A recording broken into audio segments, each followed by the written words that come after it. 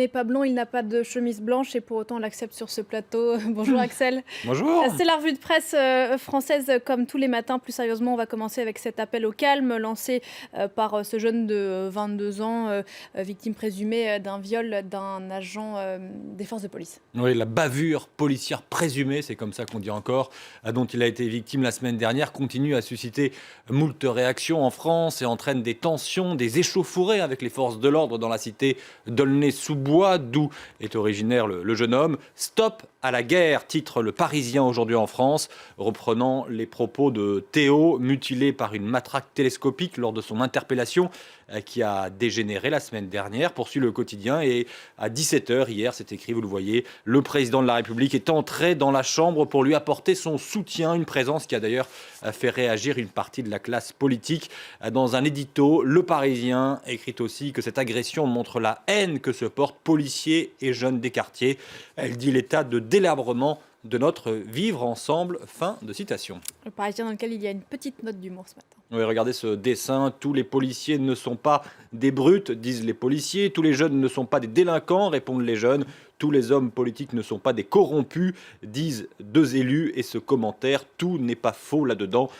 Dessin qui a été publié dans le dossier consacré au jeune Théo.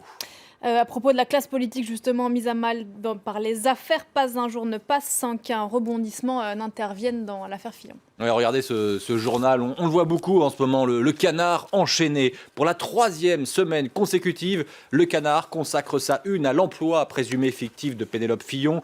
Selon les nouvelles révélations du journal satirique, Pénélope Fillon non seulement a reçu des salaires, mais aussi 45 000 € d'indemnité de licenciement. Ça a été évoqué dans le journal, alors que les enquêteurs ne trouvent toujours aucune trace de son travail d'assistante parlementaire. François Fillon a aussitôt réagi dans un communiqué intitulé « Les mensonges du Canard enchaîné ». Il a surtout publié une tribune dans Ouest France. Ouest France, c'est le grand journal local, lu notamment dans son fief de la Sarthe. Le candidat Les Républicains à la présidentielle, face aux attaques dont il dit faire l'objet, écrit dans cette tribune adressée aux Français « C'est à vous de décider et à vous seul ». La droite, qui vit décidément une période agitée, Nicolas Sarkozy, on l'a appris hier, sera renvoyé en correctionnel dans le dossier du financement de sa seconde campagne présidentielle. La droite, la justice aux trousses, titre ce quotidien de Haute-Vienne, le journal L'Écho, avec Fillon aux côtés de Nicolas Sarkozy sur la photo. Alors si je choisis la presse locale, c'est que dans la presse nationale, les nouveaux déboires judiciaires de Nicolas Sarkozy trouvent peu d'écho. Le Figaro consacre un petit article en page 7 sur le mode « Étrange coup du sort ». Dans la foulée de la séquence Fillon, tombe l'ordonnance qui demande le renvoi en correctionnel de Nicolas Sarkozy dans l'enquête sur ses dépenses de campagne. Fin de citation. À vrai dire, c'est surtout Libération, plutôt orientée à gauche, qui revient ce matin sur l'affaire dite Big Malion avec ce titre qui s'étale sur 2 pages. Nicolas Sarkozy a une marche du tribunal.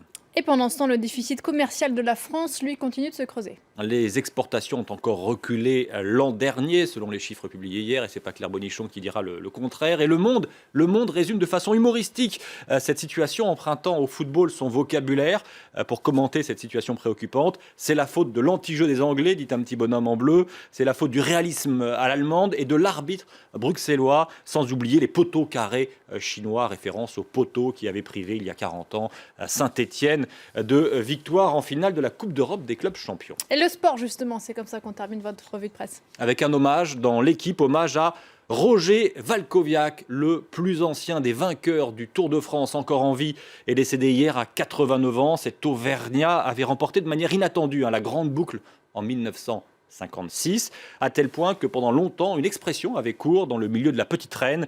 On disait gagner un tour à la Walkowiak pour désigner une course loterie sans leader désigné.